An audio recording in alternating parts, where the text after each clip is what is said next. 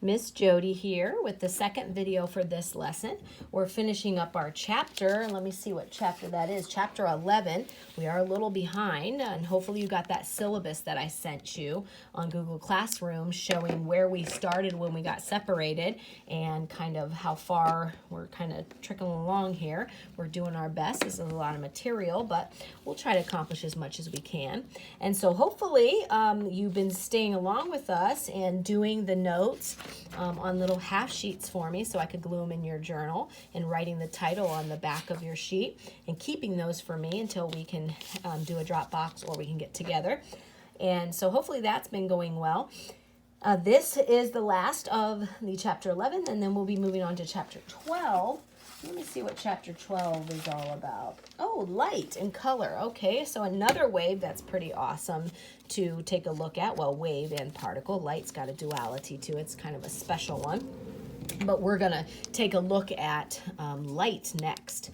All right, so finishing up chapter 11, the topic of music. So now that we understand sound, its characteristics, we understand its behaviors, then now we have to understand the world of music, because that obviously goes right along with sound. So what is music? So it's a series of organized sound waves with specific pitches that have been deliberately arranged. So that means it's not just what we call noise. Noise is just random, no intended pattern. It's just random sounds. And so there's a big difference between noise and music. And so with music, you could really spend a long time studying music, and I'm sure some of you do, because I'm sure many of you study music in your lessons. With your regular studies. And so we could spend a whole bunch of time on music, but since this is science class, we're just going to try to pull in a little bit of the music concepts into the world of sound that we just studied. So, and then I'm going to let you study a little bit on your own particular area of interest as a little kind of project. And then plus I'm going to send you a couple music things. Now when we studied sound and music with my STEAM class, we did some really fun things. We actually learned how to play the spoons. And so I'll send you a video on that, on how to play the spoons. And it's kind of fun. So even if you don't have a regular instrument, you can make your own instrument with a set of good spoons. So it'll be kind of fun. So music, that's organized sound waves with specific pitches that have been deliberately arranged. All right, so in the music world, we have what's called a note. A note is a sound of a definite pitch. So if you remember, if we go back and we say, okay, what's pitch? Because we know that with sound characteristics, we have those new introductions of words. With amplitude was intensity, and with frequency was pitch. So pitch means frequency, okay? So we got to remember that. Sound of a definite frequency, a definite pitch. And so when it comes to that, that's what we call a note. So it's a definite frequency, and that creates that pitch for our ear. It's how our ear perceives it. An octave, so an octave is a difference in pitch, which would be frequency, between a note and a second note that has twice the frequency. So if I have one note and then I have the next note is twice the amount of frequency, then it's an octave. And you've heard of this before when you start talking about, playing your notes all in order and going up an octave, if you've ever heard a piano teacher or a music teacher talk about that. So it's the same note, just different levels of pitch, just different frequencies. And so it's kind of really cool because you can figure out those different notes and different octaves, and you can have a whole bunch of things that can be put together to create, again, a deliberate arrangement of sound waves to create music. All right, harmony. What a harmony. So harmony, two notes, when we think of two notes being played simultaneously. So that means you're putting them together. And so sometimes when you put them together, they interfere harmoniously. That means, remember, interference? That means they're coming together and they make the sound wonderful. And consonance is the word when they're going to interfere harmoniously. But if they interfere disagreeably, which we've heard that before, right? Dissonance. So that's when we put them together and we're like, no, that doesn't, no, it doesn't sound quite right. But if they're interfering harmoniously, yes, that sounds great. All right, then there's the world of beats. Now, we all know what beats are. We always hear the beats in the music, but really, what's really happening? So when two sound waves of very similar frequencies So they have similar, not exactly the same, but they're similar. So maybe a frequency of 47, I think our book says, versus, let me see the exact frequencies they were giving us here, beats. Yeah, 49 hertz to 56 hertz. So something that's similar, but not exactly the same.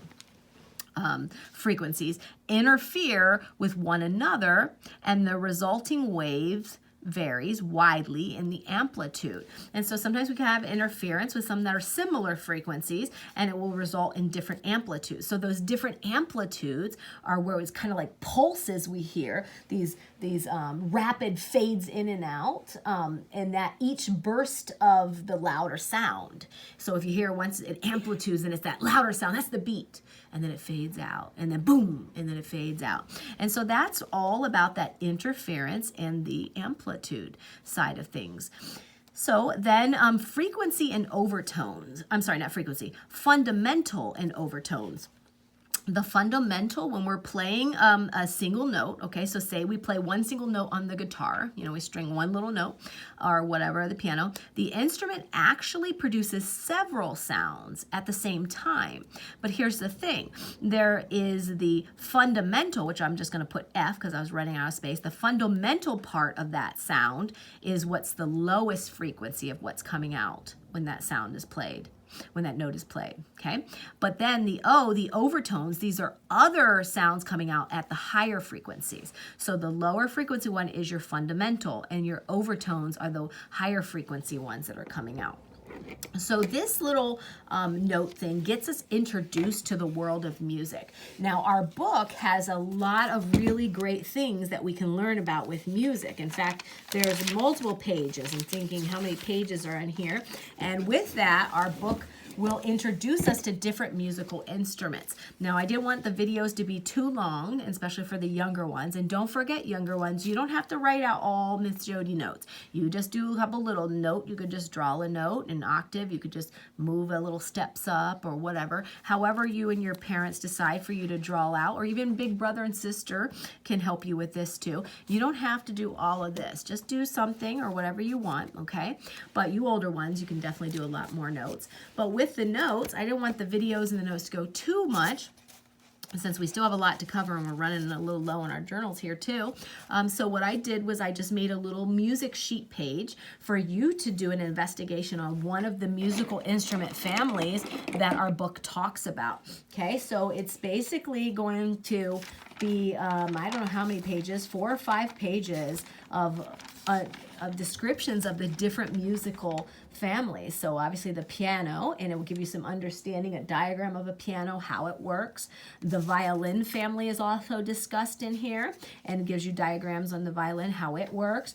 The organ pipes are discussed in here, and you could read and give some information on that.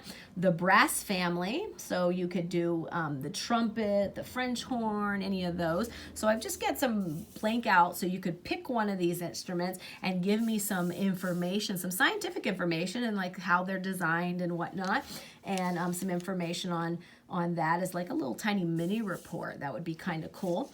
There's the woodwinds family, the playing into tubes. The percussion, don't want to forget the percussion family. So there's a lot of them in the percussion world. Okay, so you get to pick. So you pick an instrument, and then I want you to give me some information down here for this half sheet of our note page of our diagrams. And then when I get them back together, of course, I'll glue them in and give you a little grade on that. So that would be kind of a fun way for you to do your own investigation on musical instruments. And then, like I said, I'm going to send you some videos so you can see some fun musical instrument making. And I know that some of you made the harmonicas from last lesson on sound, and I got a video actually from Trevor and Tyler on them playing their harmonicas, which just made my day, and they sent me some pictures. And so if you do any of the experiments or any of the activities that I send you, then just send me some pictures. You can attach them right there as you turn in the assignment. When you go to hit turn in, it'll say attach file, and you can just attach the picture right to it. If you can't figure out how to do that, you can always text me the pictures pictures, if any of you that have my message, or email them to me. And then I'll print those out. And so that way we still have some pictures, because wouldn't it be sad? I mean, look at these pictures. I was just looking through them today of our studies over the time and like all these great pictures. And I would hate to have the end of the year and our book has nothing. So my goal is to hopefully get back together and be able to do some of these fun things, and have some great pictures. There's Julie and Huck and Samuel. This is my book. I have lots of, oh, there's Ryan. Look at his organic molecule, his hydrocarbon there. But I don't want to, oh, there's lots of you guys. Look at that one there. So I have a lot of good ones in my book of you guys. But I don't want to have no pictures, right? I don't want to have pictures just at the beginning of the year. So if you're able to, then send me some pictures of any of the activities. I would love that. And I'll print them out and put them in your journal. All right, till next time. See you then.